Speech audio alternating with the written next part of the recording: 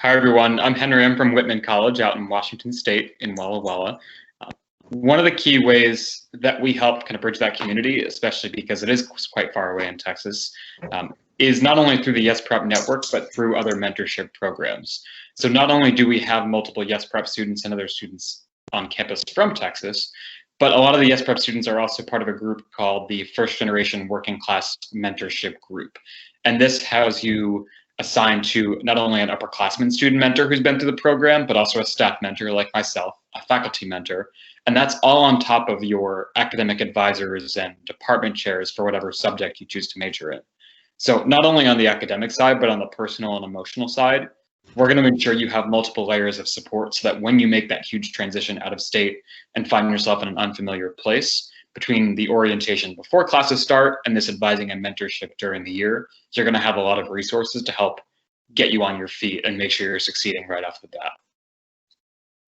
To follow up from what Henry's saying, yes, you're going to find support structures at all of our schools, and at Rhodes in particular, you're going to have a group of students in what we call a first year group, and they are going to be with you through your first year at least, and you're still going to be friends with them afterwards, so that you're going to be guided along not just by your peers, but also by some older students as well, and staff and faculty members who are there to help you out.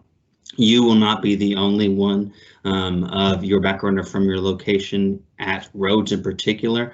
You're going to have a lot of people who share your similar experiences who are going to be around you, helping you grow into your new environment, because they did as well, and they know what it's like to step through that. So I think it's an exciting thing, and I came from Texas myself and didn't know anyone on campus, but you're able to find that you will find people who share your interests, share your backgrounds, share your stories, and be able to step into your new environment very well.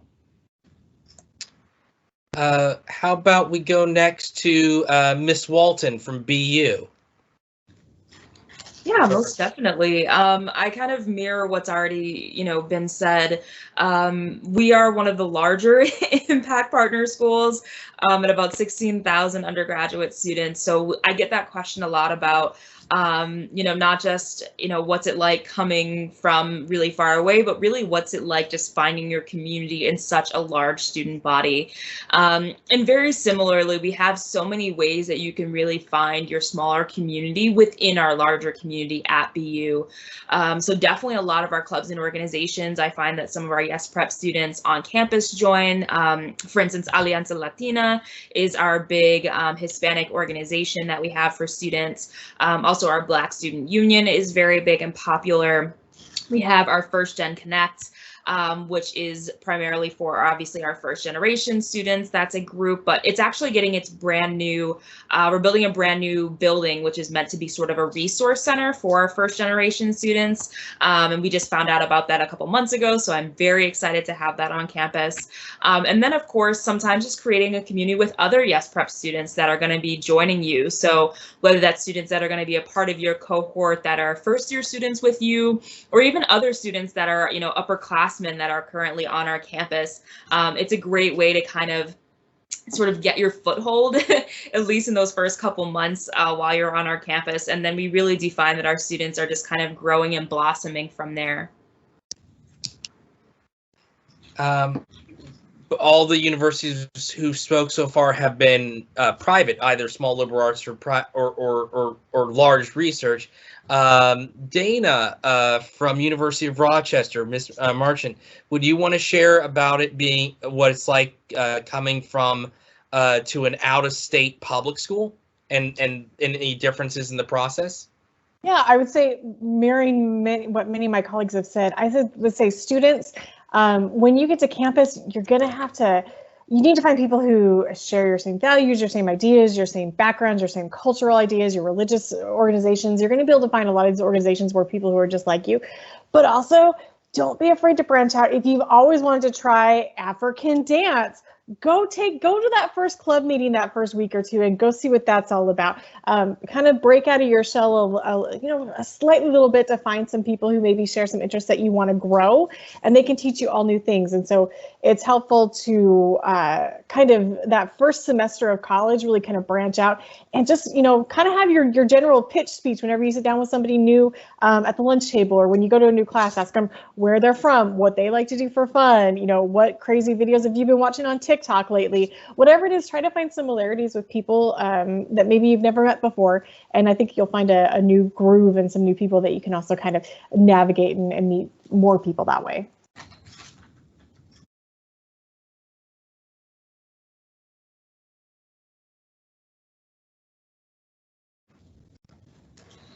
Oh yeah, absolutely. So in terms of standardized testing, the SAT or the ACT, we have not made the call for fall 2022 admission and beyond. But for this year, for fall 2021 admission, we did adopt a test optional policy, and I imagine it will be renewed at least for the next year. So that means that if you would like to submit your test scores, you may. You do not have to. If you do choose to submit them, we'll use them as, you know, as part of our evaluation process. But I would say at Grinnell, we don't stick real hard to those numbers. And when I'm looking at applicants, you know, that middle 50%, the numbers that are going to show up in the school profile of what, you know, what the middle 50% of scores students receive who attend the school, that is that middle 50%, right? There plenty of students below and plenty of students above that are going to either be accepted or denied. And so I would say, like, don't stick to that too hard. When students ask me about whether or not they should submit their test scores when there's a test optional policy, I just say submit them if you feel like they would add to your application. If you don't feel they would add to your application or you're concerned about them at all, just don't submit them and focus on those other strengths that you have in your application. I was mentioning this to our small group earlier, but for me, when I'm reading an application, there are two big questions that I ask myself about the student. One is, within the context of this student's learning environment, right? Like the courses that are available to them at their school, within that context, has this student chosen to challenge themselves? And if they have, how do they meet that challenge, right? So this doesn't mean that you have to have perfect grades. It doesn't mean you have to have a perfect transcript. But what I want to see is that you've chosen some challenge for yourself and that you are able to meet that with you know, a solid performance. The other big question I ask is actually not at all related to academics, but it's more about how you would function as a community member, because my role is not just to admit students who are smart and are going to do well in the classroom, but because this is a small residential experience, it's a place you're going to live for 4 years, I have to also try to get a sense of how you would handle that, right? Are you going to be a good community member? Are you going to work well with your classmates? Are you going to support your classmates? At Grinnell, we have students who attend our school from all over the world, tons of different backgrounds and perspectives that they're coming from. And so it's very important to me when I'm reading an application that I feel the students I'm admitting are students who are going to be respectful of their peers across those differences and open to learning across those differences as well. So yeah, so those are some of the big things for me when I'm looking at an application that I love students to keep in mind. Would Mr. Clark, we haven't heard from you yet, from Trinity, would you like to share anything else to support that? Yeah, I think that pretty much sums it up. If you feel like your test scores are going to add to your application, we definitely like to see them. Trinity has adopted a test optional policy for this current recruitment cycle and the next two afterwards, so through 2023. And yeah, I'd say that we really covered a good amount of what goes into the whole thing here. Yeah, we talked about that in the last session. So with St. Olaf College, we are test optional this year, and moving forward, we will be test optional. And someone else also they mentioned, how do you make yourself stand out in the application? And so I highly recommend demonstrated interest. So if you're looking at a school, you definitely want to, if they have an interview, take advantage of that opportunity. You really want to talk about things that makes you stand out as a student, because as we're reading applications, we want to be able to look at everything holistically. So not just your high school transcript, but your interview, your essay. You really want to show us the entire picture. So when we make the decision on your application, we know you as a person. Great, thank you.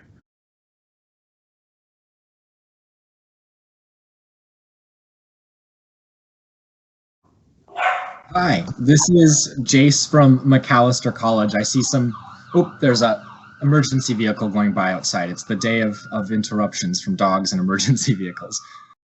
Great questions about these particular programs.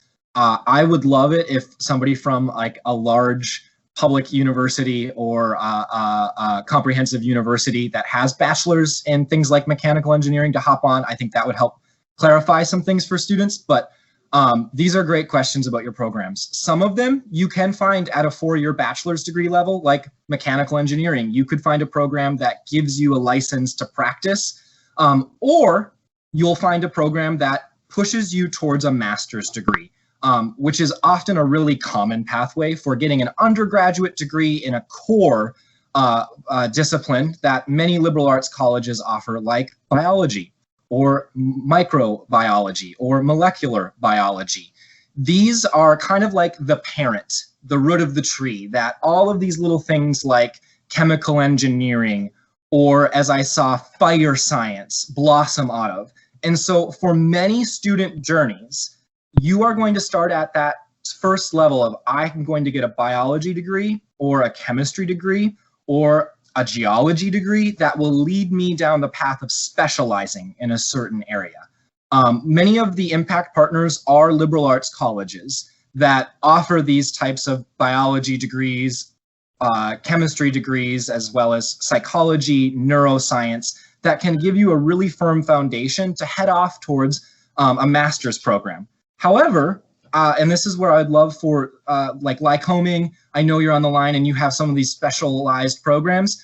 For example, engineering, where the schools do offer a specialized bachelor's of engineering degree, and those can track you directly into specific working fields. How we approach engineering is we offer a 4-year degree in physics and advising towards acceptance into an engineering program at a master's or doctoral level. I hope that is helpful for understanding what it looks like at a Macalester type institution. I'm going to hop off and let somebody, one of my friends here, another impact partner, talk a little bit more about what those bachelors at an engineering, bachelors of engineering might look like.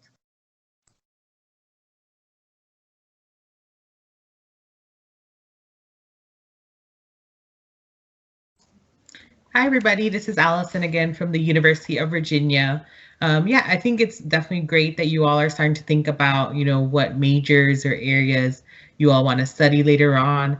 And it's definitely a good question to ask each of the different partner schools or on the Padlet to ask them, what may be specifics there. But in terms of larger, more medium to large size public universities or private universities as well, you might find that you don't apply to just the one school like Jace mentioned for Macalester. For us at UVA, for example, you have 5 different options to choose from when you apply to UVA, and you can only pick one of those options when you submit your application. So, for example, we have the College of Arts and Sciences, School of Engineering and Applied Sciences, School of Architecture, School of Nursing, as well as a kinesiology major within our School of Education.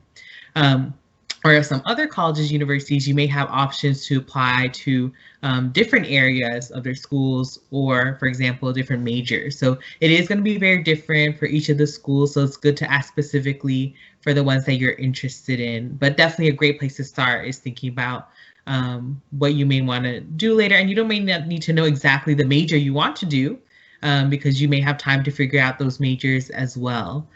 So I'll leave it at that. I know it's very specific for each of our institutions, and I see a lot of us on the panel putting some specifics on the chat here. So definitely check that out, or go back to the Padlet too.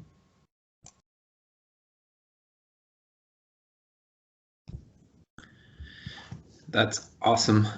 Could we?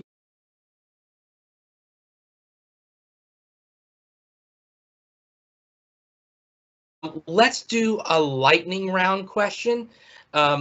I know that most admission reps say you can find a lot of majors at our school, or we have a lot of majors. But one of the main questions that people love to know is like, what are the most popular majors at your campuses? So let's do a lightning round of all the impact partners. What would you say are the majors at your campus that your college is the most known for? And let's start with Swanee. All right, so at Sewanee, I definitely say we are most known for our environmental programs. I think that makes sense based on our location. Also, we are very well known for our sciences. Pre-med is pretty popular, pre-law as well. So those pre-professional programs that we have. And then our social sciences are pretty popular as well. So things like psychology, criminology, and different things like that. Miss Shannon from W&J. Yeah, so our most popular majors are business administration, communication arts, accounting, psychology, and political science, but we are most known for our pre-professional programs. We have an over 90% placement rate into medical school and over 90% placement rate into law school. So pre-health and pre-law are really popular here at the college too. Mr. Whipple from Whitman. Thanks, Will. Yeah, so at Whitman, most students split off into either the social sciences or the STEM fields. Whitman, for a long time, has had a great STEM reputation, with a lot of students going the environmental science route. But the other two areas that have definitely become very popular the last 2 years have been psychology and computer science, really rapidly growing here. Miss Walton from BU. So we have about 300 different programs of study, so it's very hard to come up with a couple common and most popular majors. But typically what we'll see is business administration, journalism, international relations, biomedical engineering. It's really a little bit of everything. Miss Marchant from University of Rochester. So Rochester is actually a research institution, so we're a little bit heavy on the STEM side, although we do offer some great majors, and they're popular in psychology, neuroscience. But the really cool program that I think we have that is #1 in the country, it's our optics program. So if you ever thought about working with lasers, we actually have a energetics field lab. That this laser is the size of a football field, you guys, and they're basically trying to create fusion, new forms of energy over there. So I think that's a really unique, cool program. Miss Apoka from Grinnell. Yeah, absolutely. Right now, our #1 most popular major is computer science. But the rest of the top 5 is rounded out with bio and biochem. We have a lot of pre-med students at Grinnell, so a lot of those students will major in one of those 2 majors. And then economics and political science are the other 2 that round out the top 5. I think part of that's because of our location in Iowa, first in the nation to caucus. We have a lot of students interested in studying politics at Grinnell, but also the political economy as well. And then we send a lot of students to law school, but those students tend to major across the curriculum. And so there's no, more typical major that our pre-law students major in. Mr. Fowler from Rhodes. Thanks, Will. Our most popular majors would span from humanities with English and business to social sciences and the STEM sciences, or the STEM fields as well, and biology and psychology. But 40% of our students coming to Rhodes interested in the pre-health sciences. So our students can major in anything they want and still be pre-health, since it's not a specified major. And so they're able to do research things at Le Bonheur and St. Jude Children's Research Hospital, just to name a few. And Mr. Clark from Trinity. Yeah, I'd say some of our most popular majors would be our business administration, which has 5 different concentrations in it, ranging from accounting to business analytics. We are also really heavy into STEM and see a lot of our students going on into medical school. And then I'd say also we have really strong humanities programs to go along with it. Communication's really strong, and then all the different languages as well.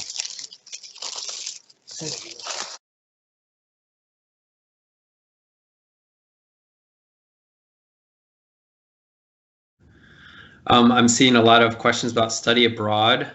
Can anyone talk about just like combining not just your academic classroom experience, but the opportunities with research, study abroad, internships, and how that impacts a student at one of your schools? Yeah, Peter, I'll jump in with this one. Hi, everyone. This is Mackenzie again from Vanderbilt. So all of those things actually very nicely tie into Immersion Vanderbilt, which is an experiential learning program. I like to think of immersion as double dipping. These are things that students have and will continue to do Whether or not this requirement is in place, it is a project. You will work with a faculty member who will serve as your advisor. It's required to graduate. We have 4 different tracks in immersion. One of them is international, so study abroad. Over half of our students do study abroad. And not unique to Vanderbilt, but most institutions that offer study abroad programs, they will have a specific website where you can look at the different programs that are available. You can search by where you want to go, time of year, certain courses that you're going to take. But rest assured, these institutions will work with you to make sure you're going where you want to go and you're getting the credit that will count back at your home institution. And many of these institutions also offer financial aid for your programs abroad.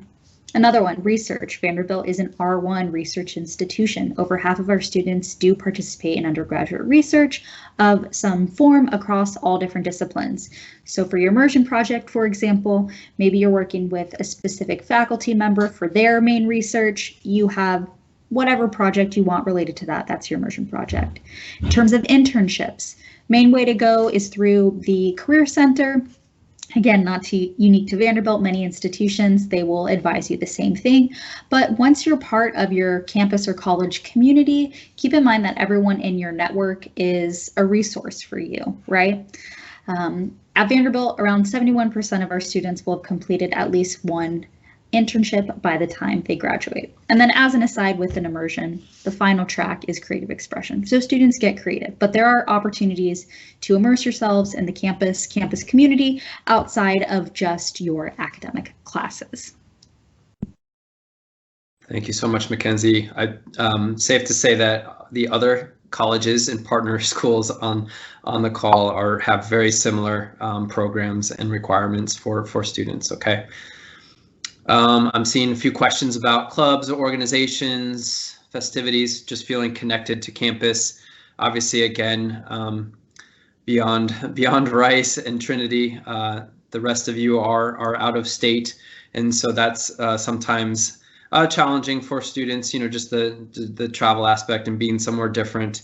Can you guys talk? Can anyone talk specifically about just their transition programs or how kids feel connected on campus once they're there? Absolutely. With St. Olaf College, there are many opportunities for students to feel connected on campus. We have a center called the Taylor Center, and that's a central hub for multicultural and LGBTQ+ students. And so the program offers many options for our students. We have Connect for Success, which is a program for first-year students. They are connected with a faculty mentor, helping them throughout their experience. We also have the Multicultural Ambassador Program, and so students are actually paired with an upperclassman, students of color, to help them navigate their college experience. And we have our International First-Year Program, along with 250 plus clubs and organizations on our campus. And students have the opportunity to actually work with faculty members as early as their freshman year when it comes to research, really rolling up their sleeves, becoming the best OLE, St. Olaf College, that you can possibly be, because, you know, as you all know, it's a very competitive market out there. And so we want to give you the right tools that you need to be successful for the real world.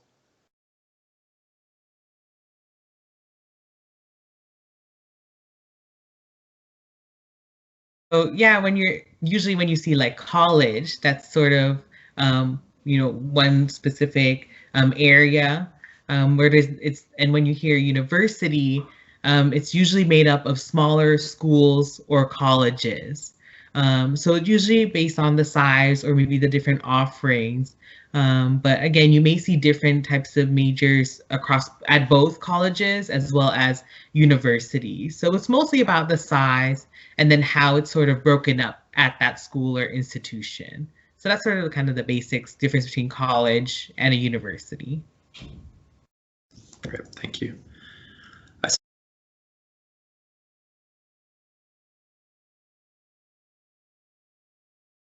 One of the other questions, and this will unfortunately sadly be our last question for this panel format, but students feel free to put more questions in the Padlet and we'll make sure that they get to our impact partners, is what advice would you have for any of our juniors right now as they're beginning the process of preparing to start to finalize their college lists and prepare their application materials? Start up your resume if you haven't already. I would say that I've been actually reading a lot of Yes Prep applications this week. I would say you guys do some really cool things in high school. You're members of clubs, you do athletics, you help with your family, you have jobs, you have all of these cool things that you don't think are cool, but we actually think are cool. So I would say start your list now of everything that you've been involved with over the last 3 years of high school. Hand it to your counselor next time you go in and say, hey, like, what am I missing? What stands out to you on this? We love to see that, like, the variety of things that you've been involved with, and keep up the involvement. It's hard right now with COVID, I know, but even if you're going to virtual club meetings once a month, that counts your involvement. You know, step out of your comfort zone, do some community service, you know, as much as you can right now. Just show us what you're actually doing, and we love that kind of stuff. Absolutely. Yeah, and I can kind of build off of that as well. Your college application is your chance to brag about yourself and everything that you've done throughout high school. So don't be afraid to do that, and don't be afraid to literally list everything and include everything that you've ever done throughout high school. That's the whole point. Also, just don't be afraid to communicate with your admission representatives. I mean, we're all here in front of you right now, which not many high school juniors get that opportunity. So, you know, stay in touch with us throughout your junior year and senior year. We're here to answer questions for you. We have this partnership for a reason. So don't be afraid to, you know, talk to us as much as you need to, ask us as many questions as you need to. And when you're filling out your college applications next year, we're here for you as well. And we can help answer any questions that you have and work with you through that process too.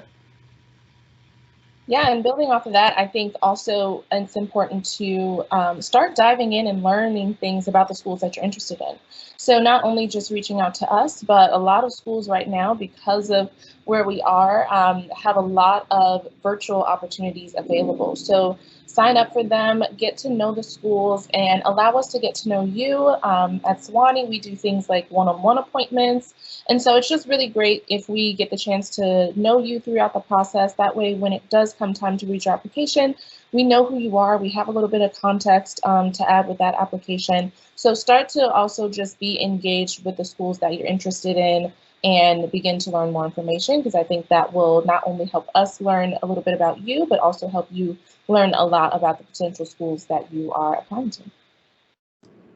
Celeste, you had a great question I saw in the chat about showing demonstrated interest. There's a ton of different ways you can do that. And it's not, you know, demonstrated interest doesn't always factor into the admission process, but things like emailing us as your specific admission officer, going to our online events, you know, looking at tour videos and chatting with faculty through some of the events we offer online this spring. That's all going to be really helpful because it shows us that you actually care and are really interested in the school intentionally. You know, scheduling an admission interview, maybe during senior year next fall. Another great way to show us that you actually want to connect with us and tell us why you think you're a great fit. All sorts of different ways demonstrated interest can look, but rest assured, if you are reaching out to your admission officer, that's a great start, and we will help you navigate the rest from there. My advice for you in your junior years, pay attention to what you're paying attention to. What are you excited by? Because as you start to talk with your resources, your college counselors, maybe close family, friends, or people like that, they might say, hey, I noticed that you really enjoy this thing about life.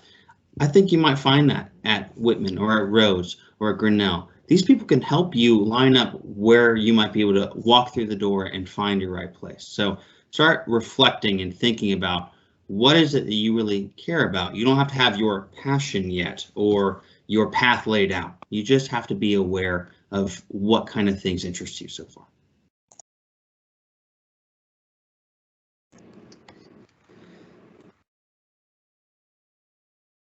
Does anyone want to share one last thought? We have time for maybe one last thought. Hey, I would say start thinking about who are some of your favorite teachers or some of your teachers who you think could really speak to your strengths, and you know, just prepare to ask them to write a letter of recommendation for you. I say, like, the earlier the better, you know, as you're getting into your senior year, early on, ask your teachers to write those letters for you, because they're going to have a ton of requests. And I guarantee you the first like 20 letters that they write are always going to be better than the last 20, just because the volume of the letters that they have to write. And last thing, when you all feel stressed and overwhelmed this year, reach out to us, your admission counselors here, lean on your Yes Prep counselors at school. This is our job and this is what we want to do. We want to be there with you side by side, and we know it's stressful. It's stressful for us too. So let's do it together. When you feel overwhelmed, please use us as a resource. Time. Any last words of advice as we kind of end this part of the program?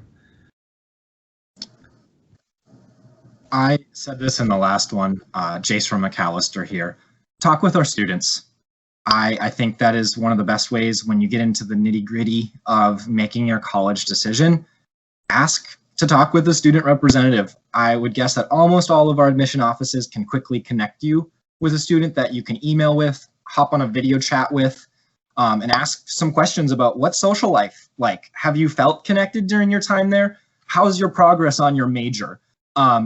I'm a great resource for those things, but sometimes it's nice to talk to someone going through the experience right now. Great, thank you. Anyone else?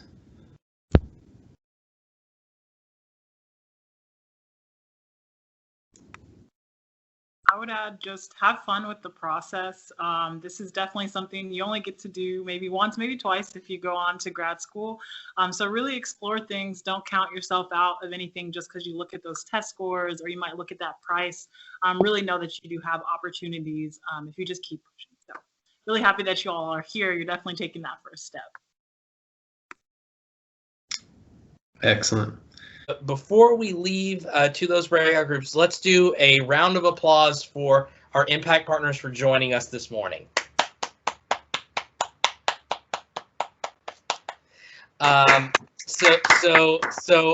So yes, prep students, feel free at this time to go to the breakout room for your campus.